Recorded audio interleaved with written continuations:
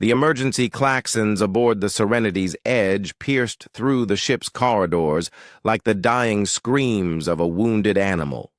Ambassador Creeth's 4 arms trembled as he gripped the nearest support beam, his chitinous exoskeleton clicking nervously against the metal. Through the observation deck's reinforced transparent aluminum, he could see it. A massive shadow moving through the asteroid field, easily the size of a small moon. "By the 7 sons of Zarion," whispered Captain Valhek, his scaled hide shifting, from blue to the pale yellow of fear. "It's a void leviathan.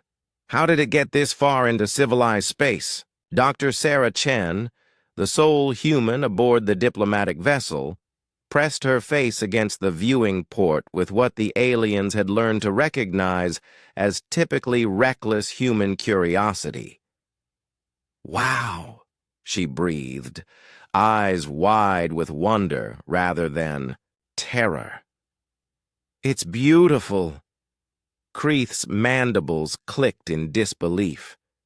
The creature outside was a nightmare given form, a writhing mass of tentacles and teeth longer than most starships, with bioluminescent patches that pulsed like malevolent stars.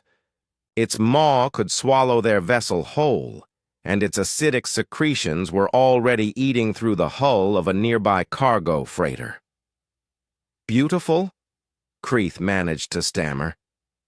"Dr. Chen, that creature is from the void reaches, the most dangerous region of space known to any species. It's killed thousands, destroyed entire colonies. We need to jump to hyperspace immediately." But Sarah was already moving, her human stride purposeful and disturbingly calm. "Captain, can you get me to the cargo bay? I need to access the shuttle." "Absolutely not," Captain Valhek hissed, his neck frills expanding in agitation.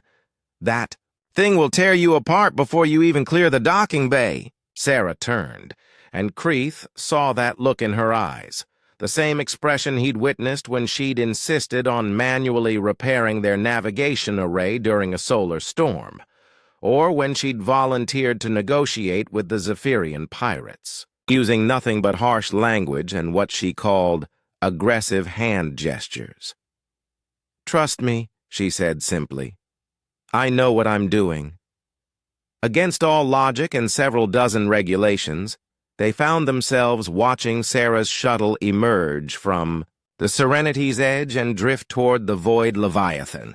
The massive creature's attention shifted from the cargo freighter to this new, smaller target. Its tentacles writhed with anticipation, and its photophores flashed in what xenobiologists had identified as hunting patterns. "She's insane," Creeth muttered, all 4 arms wrapped around himself in distress. "Humans are absolutely insane." The shuttle came to a stop just outside the creature's reach. Through the comm system, they could hear Sarah's voice, soft and crooning, speaking in what she called baby talk. "Hey there, big guy," she cooed. "Look at you, all alone out here. You must be so hungry and scared." The Leviathan's movements slowed. Its tentacles, which had been lashing violently, began to drift in lazy patterns. The killing lights in its photophores dimmed to a gentle, curious glow. "That's it," Sarah continued, slowly maneuvering her shuttle closer. "You're not a monster, are you? You're just lost. These aren't your hunting grounds. You belong in the deep void where the space whales sing." Creeth's translator struggled with several of Sarah's words. "Space whales? What were space whales?" The impossible happened next. The void leviathan, this apex predator that had terrorized the galaxy for millennia, gently extended one massive tentacle toward Sarah's shuttle. Instead of crushing the tiny vessel, it caressed the hull with surprising delicacy. "Oh, you sweet thing," Sarah laughed. "You just want some attention, don't you?" Over the next hour, the crew of the Serenity's Edge watched in stunned silence as their human colleagues somehow communicated with the creature. She guided it away from the shipping lanes, speaking to it in soothing tones, occasionally telling it what a good boy it was being. The Leviathan followed her shuttle like a domesticated pet, its massive form moving with gentle grace. How? Captain Valek finally managed to ask when Sarah returned to the ship. How did you know it wouldn't kill you? Sarah shrugged, pulling off her EVA helmet and running fingers through her dark hair. Back on Earth, I had a dog who'd been abused before I adopted him. He was aggressive, scared, lashed out at everyone. But underneath all that fear and anger, he just wanted someone to be gentle with him. You're comparing a void Leviathan to a domesticated Earth animal? Kreeth's voice cracked. All creatures want the same basic things, Sarah explained, checking her shuttle's systems with practiced efficiency. Food, safety, companionship. That Leviathan wasn't hunting. It was lost and frightened. Probably got pulled out of its territory. By a gravitational anomaly. It just needed someone to show it the way home. Dr. Maxwell, the ship's xenobiologist, pulled up readings from their encounter.